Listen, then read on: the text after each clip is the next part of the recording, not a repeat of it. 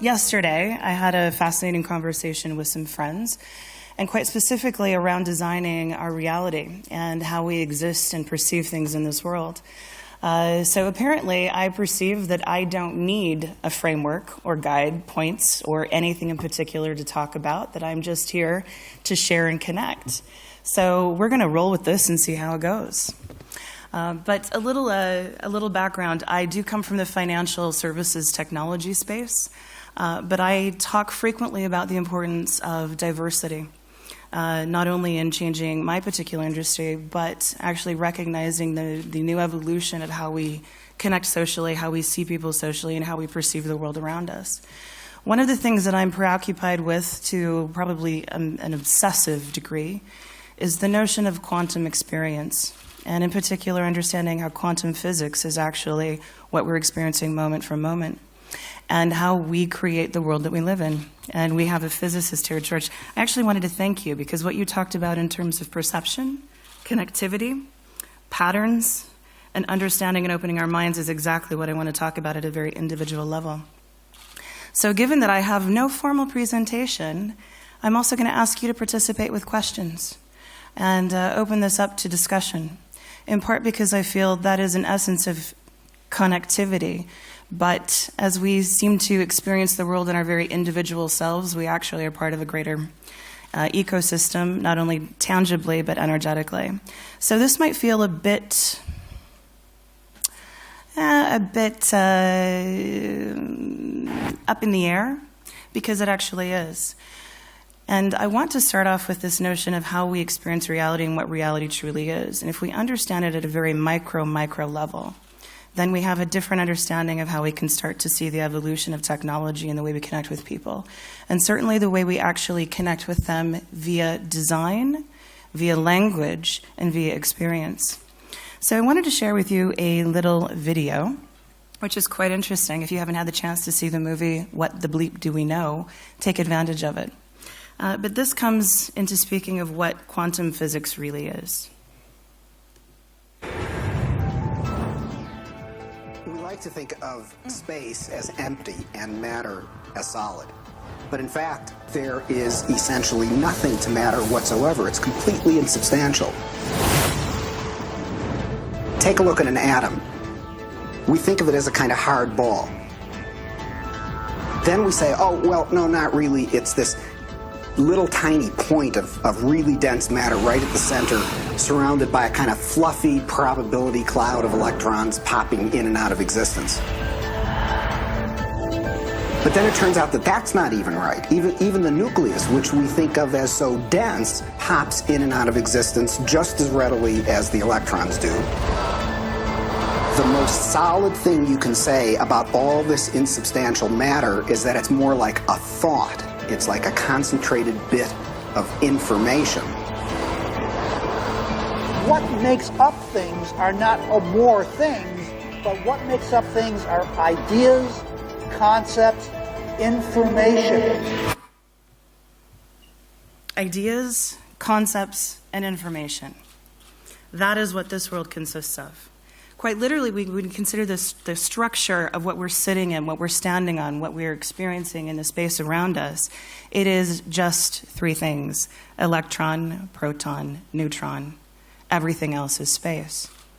One thing that we get to understand is that we are made up just of particles. We are particles and energy. And what's interesting is those particles and energy are really thoughts, ideas, and ultimately words. And so I want to talk a little bit about this notion of how we think and changing our perspective.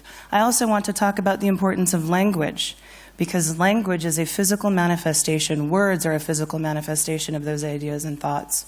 And what we do stems directly from that. In fact, I want to talk specifically about the language around the question why, and the evolution that we need to go through in order to get to what to do.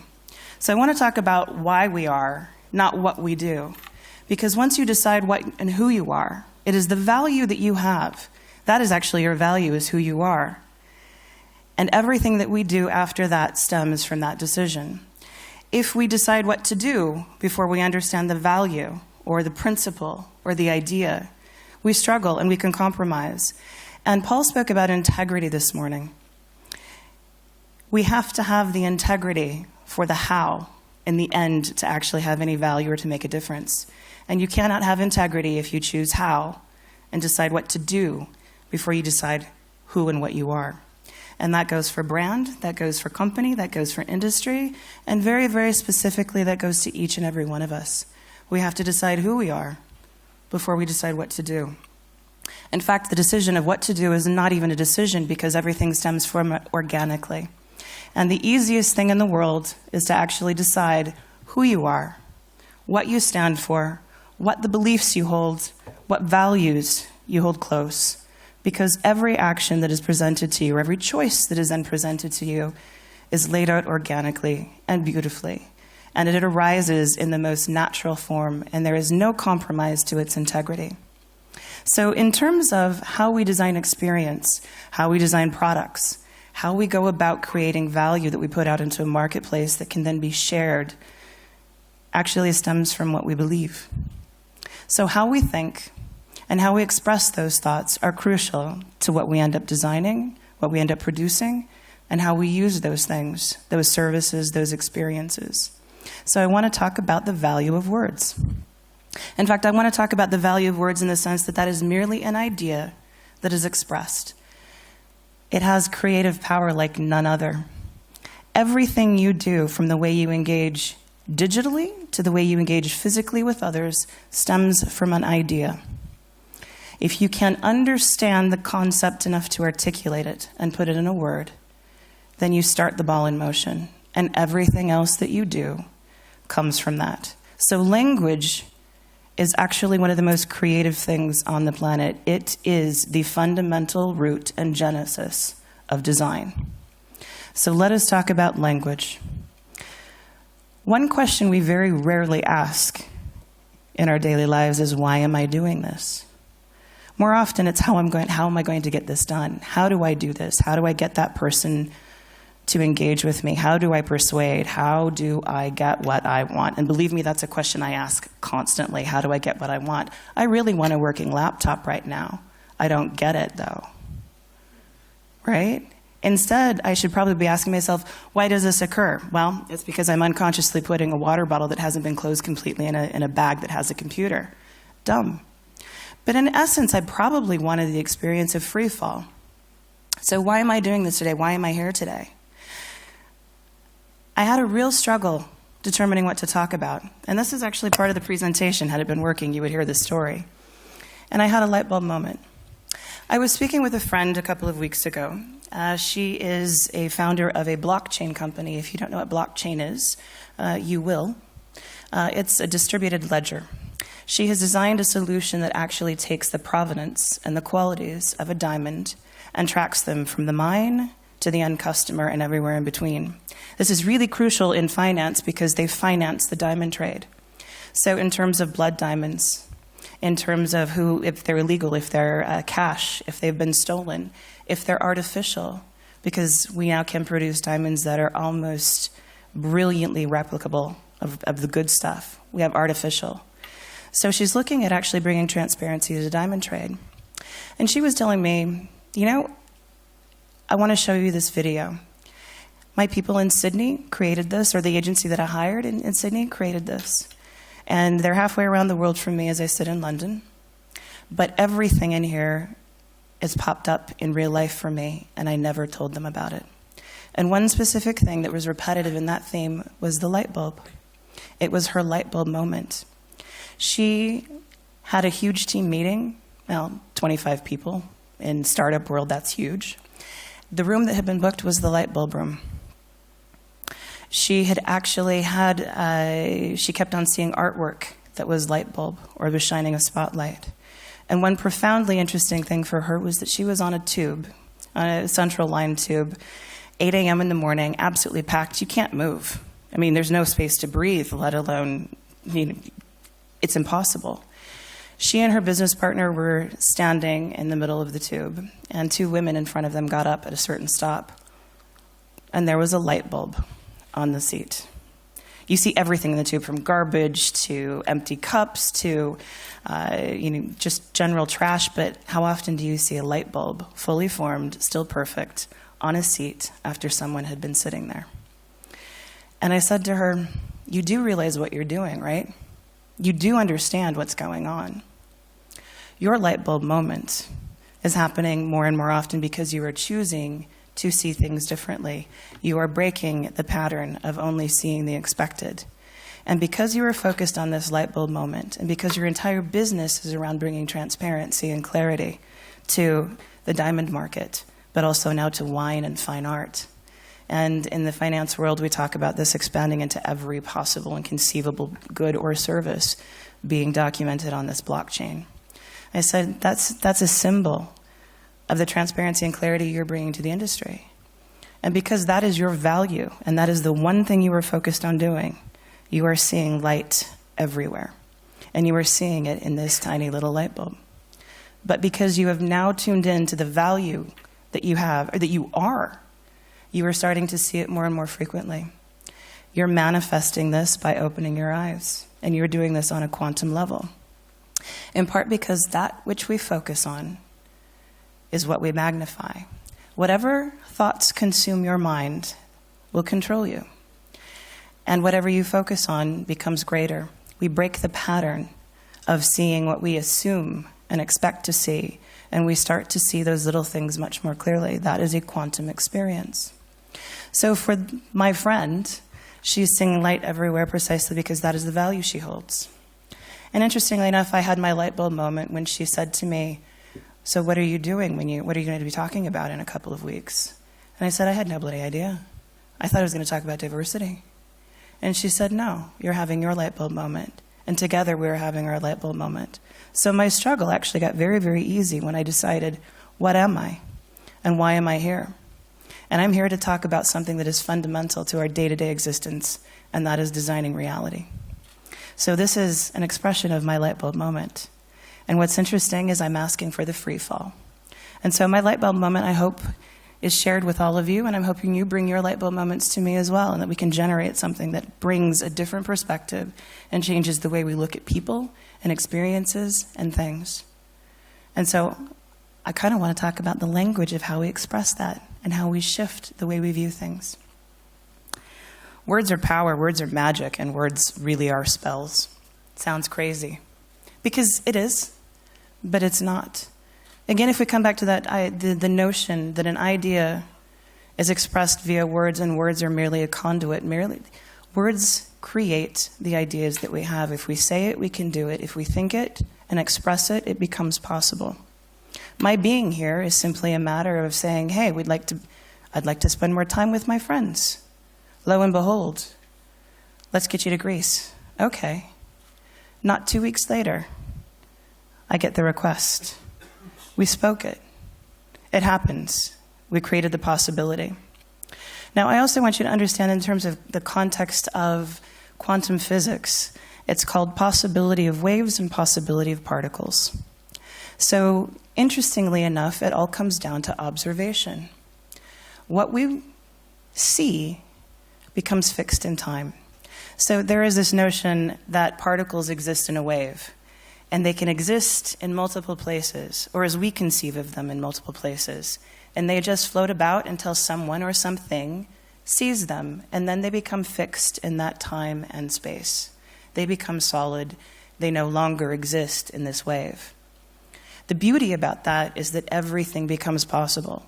And if we understand that we are merely waves of possibility, and that words allow us to fix that possibility in time and place, we actually have the power to fix particle, fix reality, create reality, solidify it. That is fundamental. This may sound a bit mad, but I tell you, it is the basis of the design of this universe. It is the basis of the design of this physical world that we exist in. And it is the basis for the design of the things that you come up with, especially when we're talking about digital transformation or transformation of any type. The moment we understand that everything exists in wave of possibility, and all we have to do is recognize it or observe it, and it becomes fixed, it is now a particle of possibility. That transforms the way you think about how you design experiences and how you live your own life. There is something really quite interesting in terms of the word idea, and this came out of an interesting conversation very recently. The definition of idea it's an ancient Greek word. It means to see, to perceive. Idea literally means to perceive.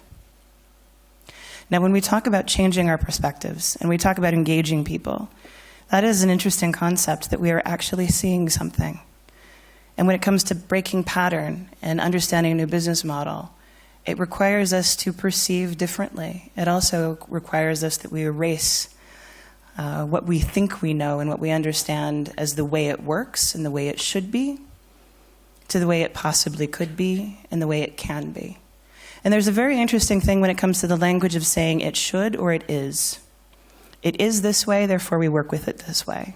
It should be this way, therefore we work with it this way. Instead of saying it could be, it can be. And as we say those words alone, the power of creation, the power of saying this is it, is actually expressed. So I understand that this may sound bananas. It sounds bananas as I speak it. I often wonder why I spend a lot of time thinking about this, and does it have value? It actually does. Because as we talk about the customers that we serve, if we talk about the brands that you were designing for, that you were trying to communicate for, and if we're talking about creating connection, this fundamentally matters. Because words allow us to perceive things differently.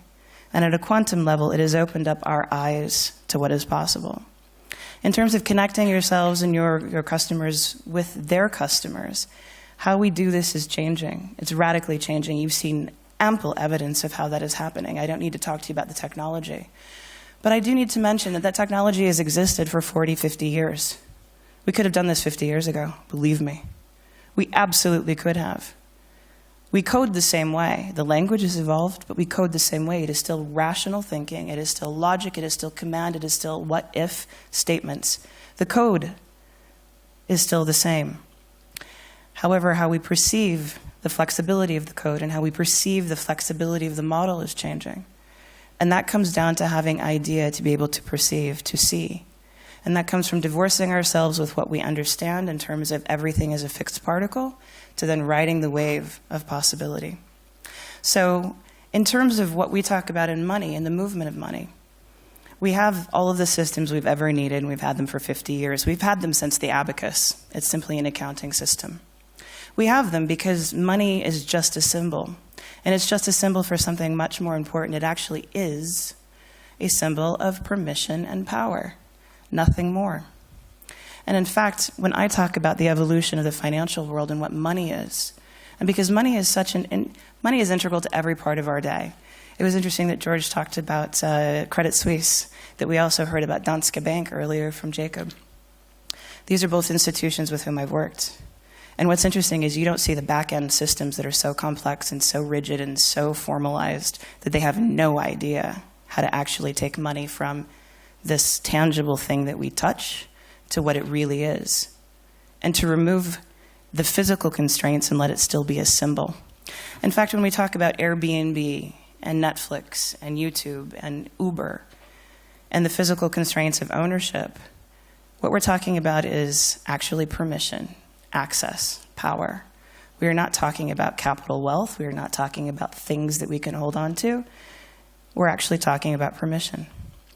So if we come back to this notion of technology enabling it, enabling permission, ubiquitizing permission, democratizing power, that's all it really is. And money is merely a symbol.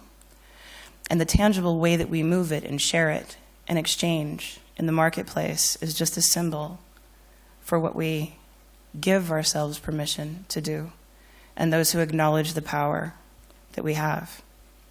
I want to kind of introduce an interesting notion of where money is going. And this might be a deviation from what you think normally, but let's actually talk about what money is. Again, it's just an idea. So if we take the evolution of what money is going to look like down the road and what your true wealth is going to be, it's not going to be what you have in the bank. It's not going to be your balance. It's not going to be your ability to get cash and pay people. It's actually your ability to keep your thoughts private. Data science is such an interesting thing. And the way machine learning and artificial intelligence is going, we are starting to map out customer behaviors. We're starting to understand inclination, and we can start to persuade and micro-target the message that we want customers to engage in this particular action or activity or consume a particular good or service. We do that because we share. And we're able to do that and map behavior because we're online and we can now track it. But what's interesting is that behavior actually does, again, start as an idea. We have to think it before we do it. And so the moment you are able to put some parameters around the privacy of how you engage online or how you engage in your transactions, you start to acquire wealth because they can't predict. They can't sell it to you. They can't persuade you. They have no idea what and who you are. I'm not saying go offline. Every aspect of my life is online if I can actually access it again. But everything that I do is online, but the parameters under which I engage have privacy and security around them. But what's most important to me is actually keeping my thoughts private. So before I even sit down or engage with my smartphone, someone somewhere has an idea and can predict what my behavior will be based on their understanding of my thoughts. So let's actually take this to the extraordinary extreme, which is the moment you have complete control over your thoughts and your intellectual property, that will be your true wealth. That will be your ability to grant permission to others, and it will be your ability to wield the power over others. It will come down to how and when and where you think. So money, I predict, in the next 50 years will absolutely transform. And capital wealth will not be something that is an asset or a physical good. It will actually be your ability to control who has access to your thoughts. And if this sounds a little 1984, Brave New World, slightly terrifying, it actually is slightly terrifying. And that's what's interesting, is that we have to now start thinking about how we interact with the world differently. That comes down to engaging an idea. It doesn't come down to engaging in the physical manner. So I would ask you to actually consider how you think about conveying those messages and the values that the brands that you represent or you think about represent, and how the people that you are serving ultimately, by connecting them with those goods and services, what they represent and what they think. This physical world is no longer what we imagined it to be. 20 years ago, I remember, and there are still days when I really loved the landline phone because I could completely control when and where I engaged with it. And now I'm always available. I have 2 phones. I have an iPad and a fried computer. So someone, somehow, somewhere is going to be able to get me as long as I can get my information off the hard drive. But what's fascinating is that seamless experience of being able to connect and communicate. We really couldn't imagine that years ago, or we had no understanding. Imagine when you're 10, did you really get what it was like to actually go out and physically enter the world in a way that had nothing to do with goods? It had the way to do with how you engage in something that is so small it fits in your hand, and yet you have access to the entire world. None of us could really conceive of it until we felt it. It became tangible. But we need to be able to conceive of this without it being tangible, because everything will be transformed into an intellectual exercise. Virtual reality is just that, it's virtual. We are fundamentally moving into that space. And when I say virtual, it is all about your ideas. So that is one thing that I would like you to consider. And that is one of the things I really wanted to talk about, was the language we use around it and how the words that we use are very, very important. And the most important word we can actually ask is why. And we rarely do. That is critical. It's not only critical to you and your sense of well-being in this place, but it is critical to why you engage in what you're doing and why you're selling what you were selling and why you were sharing what you were sharing and the value that it has. Why? In fact, the best thing you can do is ask why until you have no other answer. And then you ask why not. And that is where the art of the possible comes in. Ask why until you have to ask why not. Get to the very heart of it. And again, that will make the design simple. If it's actually, for me, it's about money and the design of user experience in terms of banking and how people can access money. And I do believe that money is the root of everything, or it is all about permission and power.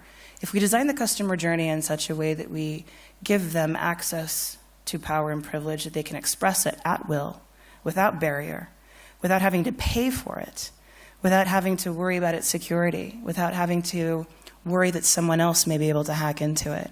That's critical. That's why. Essentially, banking, in my mind, the why is we make power and permission safe and easy to access and exchange. That's why. Everything else around how we do it should stem from that. There are those in the industry that think differently, but I would beg them to ask why they exist, why banking exists in the first place. And why does communication and advertising exist in the first place? It is to share ideas. It is to create connection. It is to understand where your tribe is, to identify with others, to find some sort of self-identity in the expression of the physical world. That is what advertising is. So ask yourselves why you're doing it until you can no longer answer. And the only answer you have to why not is, there is no answer to why not. We should be doing it this way. Or we should be thinking about it this way. So in context of how that happens and how we start to perceive differently, I think one of the most crucial components is diversity. Diversity of perspective. That's what we're demanding here today. I have a laundry list of statistics around the value of having diversity in the workplace. I wish I had them up because I'm going to get some of my statistics wrong, but let me tell you kind of how this looks. One of the things that connects emotionally, at least to those who own a profit and loss statement, is revenue. And we are all driven by that permission and power of the almighty, as we used to call it, novatsa, the money. Diversity in the workplace actually lends itself to greater ROI, ROE, and sales revenue. In fact, the composition of teams is critical. In terms of having at least 30% of a gender diverse company, on average, a company that has 70% homogeneity and at least has 30% of women or diversity, we're speaking specifically in terms of gender here, they have a 4.2 better performance record on average across the board, irrespective of industry. That's without doing anything different in their model. That's without change of the business model and the execution. It simply has to do with the composition of people and their diverse perspectives that they bring. Now, when it comes to executive leadership, it's actually critical for a company to have at least 22% of their board members to reach the number of 15% greater return on equity. If there are 22% of your board members or your executive team who are women, without changing business model, without changing operations, you actually achieve 15% better return on equity. And for investors, that is crucial. In fact, investors are VCs, any sort of angel funding, banks even, are starting to look at the composition of teams. And the more gender diverse the executive team, they understand the better return they will have, and also the better chances of longevity of that company. If we saw 52% of the Fortune 500 companies drop away in the last, 5 to 10 years? I would put some money on it that they were all male in terms of executive leadership. I would put so much money on it that I could retire. Because women-founded and women-led companies have a 5-time better chance of being in business 5 years later than if it's an all-male team. That's phenomenal.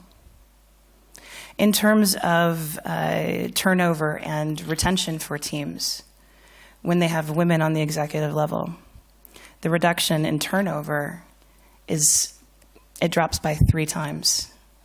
There is a 30% reduction in that, which is phenomenal, that you can actually access and retain talent if you have a gender diverse team. When it comes to sales revenue, this is very interesting because I also come from, if you can't tell by my accent, I'm a Yank, but I live in London. And I've lived in 2 cities that are incredibly diverse in terms of racial composition, and London being one of the most diverse on the planet. But when we look at the composition of race and gender in teams, and sales teams specifically, that there is a 4% difference in return or sales revenue if you have a gender. For every 1% of change in gender diversity, there is a 4% increase in sales revenue. Whenever there is a 1% increase in racial diversity, there is a 9% increase in revenue and sales. Why? Because of empathy. Because we actually understand the customers that we're serving. And it's crucial and it's important to actually be able to connect people, and the connection comes with empathy. Connection comes with shared perception. Connection comes with a shared paradigm. Connection comes when we understand different and embrace different. And what I find is our industry, at least in financial services, is terrified. They're terrified of change and they're terrified of evolution. They're terrified. And if they weren't, imagine what we could actually do. It's interesting that we in financial services actually talk a lot about collaboration. So when you think about collaboration with tech, outside tech that's come from outside the industry, that's seeing the business model differently, that has a new understanding of the way you can permission and power people to change money. Initially, banks were terrified. Nowadays, we see evidence of them actually embracing this digitization. They're not creating it themselves, they're collaborating with others. They've let go of a little bit of fear. They need to let go of a lot more in order to truly transform. But a lot of this is because different is terrifying. And when we put the word different on someone or something, it actually, emotionally, we have fear. Part of it's the uncertainty, part of it's the lack of familiarity, but most of it's about, I just don't understand it. So how do we shift that? We actually ask people to open up their eyes. They actually see things from a different perspective. They get to know people that are different from them. We're not just talking about gender diversity and we're not talking about racial diversity. We're talking about age, education, experience, where people come from geographically, so cultural differences. We're talking about LGBTQ, so orientation. It's race, creed, color, orientation, religion. Anything that is different is good. It adds a different angle. It adds another opportunity to open up our vision across the board. Different is no longer bad. Different actually is diverse, and diverse is good. Diverse offers up myriad opportunities. It is a wave of possibility rather than a singular fixed particle in space. So in terms of diversity, I wanted to show you something. I wanted to show you two videos. One I can find, the other I'm going to have to do a little search for, but forgive me, it'll come up.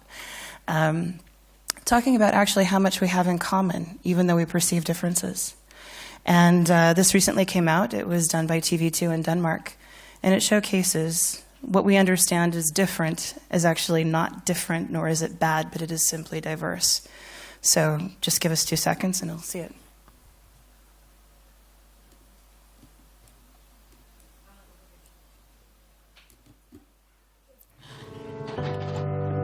It's easy to put people in boxes.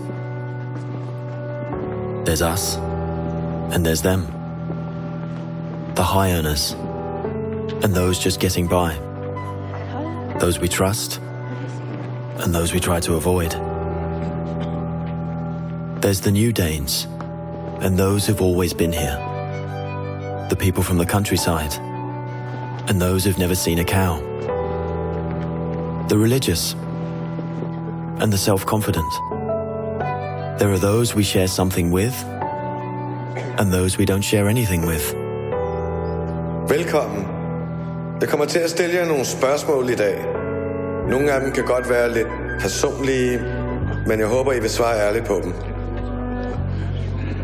Hvem herinde i rummet var klassens klovn?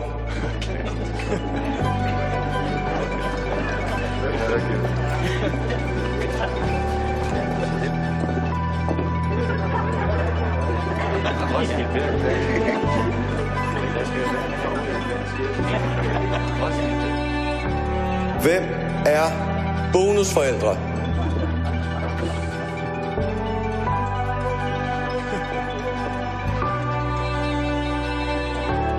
And then suddenly, there's us. We who believe in life after death. We who've seen UFOs. And all of us who love to dance. We who've been bullied.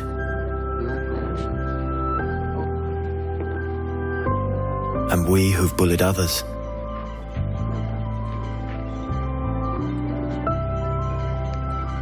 And then there's us, the lucky ones who've had sex this past week.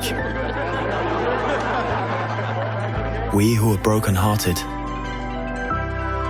We who are madly in love. We who feel lonely.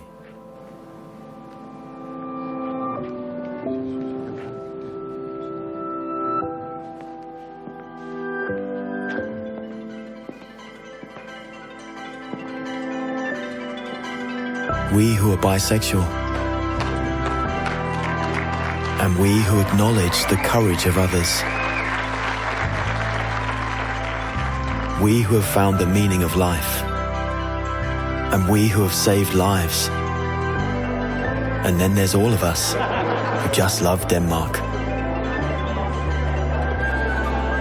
So maybe there's more that brings us together than we think.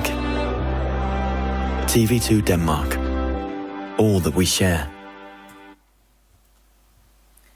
I actually get emotional when I watch this, and I don't know why I'm crying right now, except that that is absolutely fundamentally true.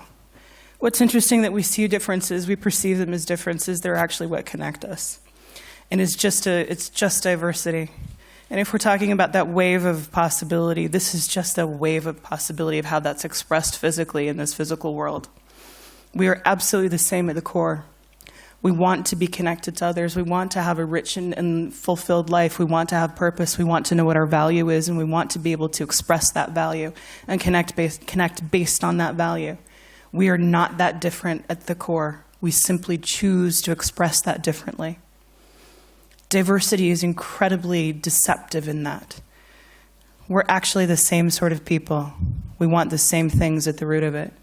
Just how we perceive others as being fundamentally different is how we've limited ourselves in the possibilities, and especially how we operate in this world and how we model the industries that we are in, and how we model the exchange of information and ideas, and how we model the exchange of goods and services. And we put limits on that when at the very beginning, the very root of it, we are all the same. We just choose to see only what we want to see and accept only what we want to see. The moment we can actually open our eyes, we can open our understanding and our minds and our hearts and actually really ride that wave of possibility. We see that we are all particles on that same wave, and that some of us have decided arbitrarily to fix others in a place and time based on our own perception rather than the reality that they bring, which is they are constantly in choice and they choose their place. And let me be honest, we are all fundamentally the same. That is a beautiful expression of what diversity really is. It's just a different way of seeing things. It's just a different way of connecting the dots. It's just a different way of choosing how we fix people, ideas, things in this world. And the interesting thing is we have to use words to fix them. And we choose words to fix them. So let me go back to the power of the word and the power of the idea. And your ideas limit you. Your words limit you unless you choose them not to. So I'll go back to that in terms of how you communicate value and how you communicate what you do and what you stand for. Choose your words wisely, but choose them. And to get there, ask yourself why. Now, in terms of diversity and in terms of how it can fundamentally change the industry, what I actually want to talk about now is how we understand or don't understand our own unconscious bias. And if you'll give me just a moment and indulge me, I would like to find a video that actually relays this. What's interesting is I've done this experiment many times. And what's interesting is to have people physically experience the difference between them in terms of their privilege and how they automatically have a specific set place from which they can operate. And that's what we've chosen to create with our society. But if you give me 2 seconds, I'd like to find the video that shares that. And again, I don't necessarily want to apologize for my stupidity in putting water in my bag, but I must. And at the same time, I'm really happy I did. Because this would not have happened in this kind of conversation. A lot of the ideas that I'm sharing now probably wouldn't have come out. So in a way, thanks for being stupid today. But in a way, thank you for being accepting that this can actually happen. And I don't know if we'll have time, but I was actually hoping that we can maybe do this exercise in person and to give you some perspective of where you might stand if you've never experienced your own privilege or recognize what privilege is. But this will kind of showcase part of the questions that we usually go through when we workshop this about unconscious bias and unconscious privilege. And we talk a lot about the structure and the social structure in the industry. I talk a lot about it just in general across industries, and I can tell you that there also is the same problem in media and advertising. And Cindy Gallop, she's based out of New York. She is a strong advocate for gender diversity. But in the U.S. specifically, there is an enormous debate going on around the unconscious privilege that those who created the ad industry, the madmen, have experienced, and how difficult it is to actually get and break into the industry if you are a minority or a woman or otherwise oriented. So I understand that there is also that problem across other industries, but it's very, very palpable in mine, in the financial services industry. And it's also very palpable as far as I can tell. And what I talked to Cindy about, it's the same for advertising. So let me give context around this one as well. Australia Day, BuzzFeed actually filmed this exercise that talks about privilege, and some of us don't perceive certain things as privilege. And sometimes we look at others and say, well, of course, they're here. We're working together. There's automatically, we're equal. And we have a false sense of understanding about equality, and we have a false understanding about privilege.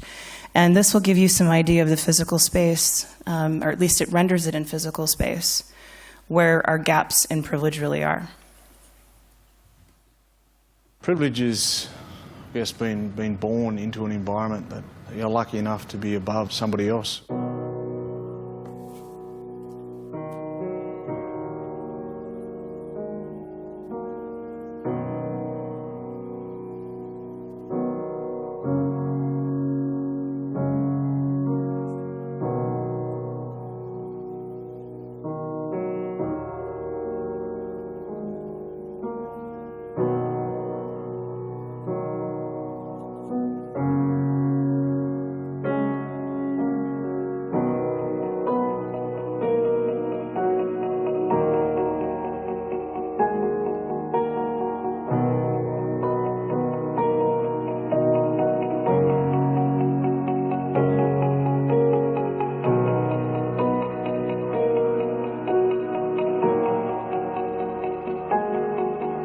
I think by the end of this experience, I will be really interested to see where I do end up. I'm expecting more likely to be at the back of the line rather than the front of the line, because I feel like I've had less privileges than other people. I've been judged because I'm an Aboriginal man. I'm a middle-class white dude, so I'm expecting a lot of people to probably be less privileged than I am. If your parents ever had to work more than one job to support your family, take one step back.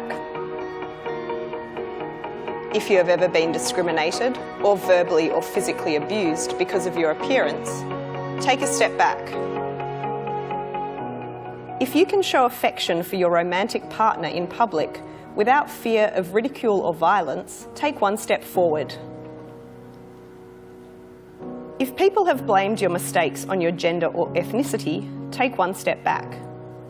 If you can legally marry the person you love, take one step forward. If you've been told your sexuality is just a phase, take one step back. If you've lied about your ethnicity or religion to avoid conflict, if you feel nervous about going through airport security, if you attended private school for part or all of your education, made fun of based on something you can't change, if you were going through financial hardship, if you or your parents have ever gone through a divorce, felt embarrassed about your clothes or house while growing up, if you feel comfortable walking home alone at night, be hired for a job based on your ability and qualification, being told the way you dress is attracting unwanted judgment, felt like you had adequate access to healthy food growing up, take one step forward. These are your final positions.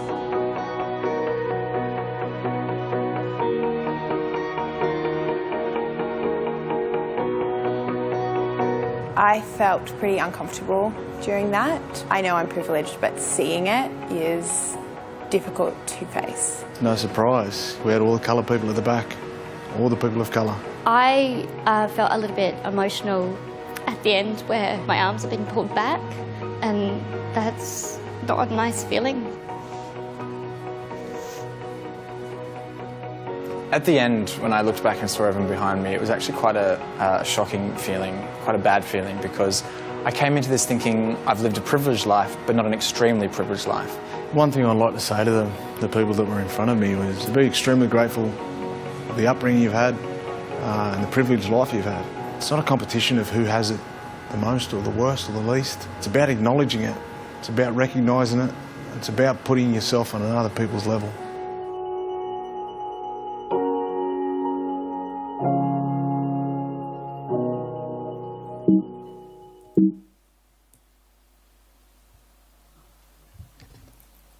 I tear up at this one too. Interestingly enough, I used to say that my tear ducts were soldered shut. And then I actually understood what empathy was. And all of a sudden, I have a leaky faucet I can't control.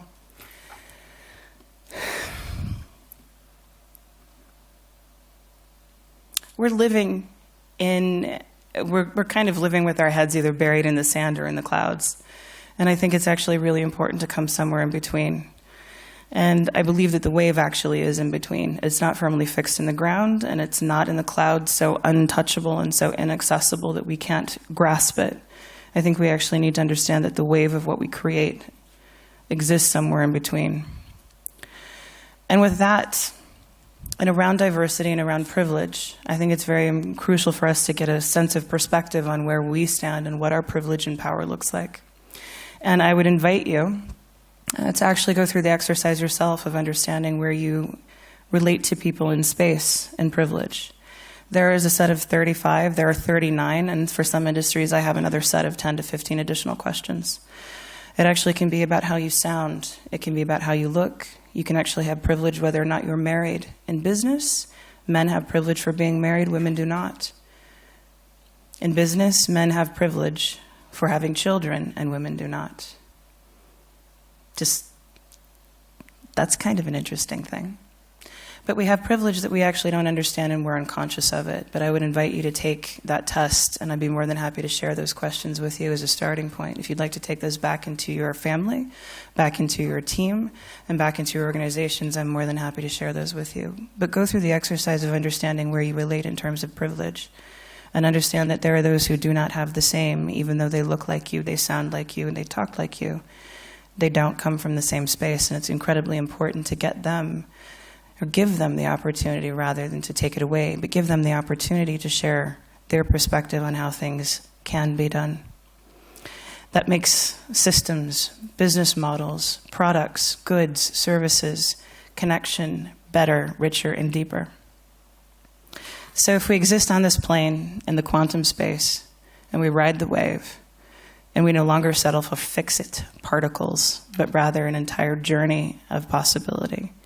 If we decide to be careful about how we use our words and the language that we use around them, and how we create, how we speak, and how we share and connect with those ideas, and how we broaden our perspective and our horizons in terms of embracing diversity and the other point of view, we can fundamentally shape the world around us. We've been given the world that we live in by people who went through this exact experience, whether they were conscious of it or not.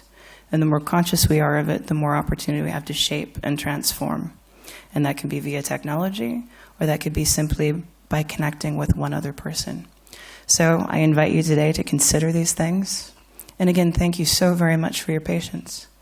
And thank you for that opportunity to actually step into the world of what is possible, rather than deciding beforehand what ought to be.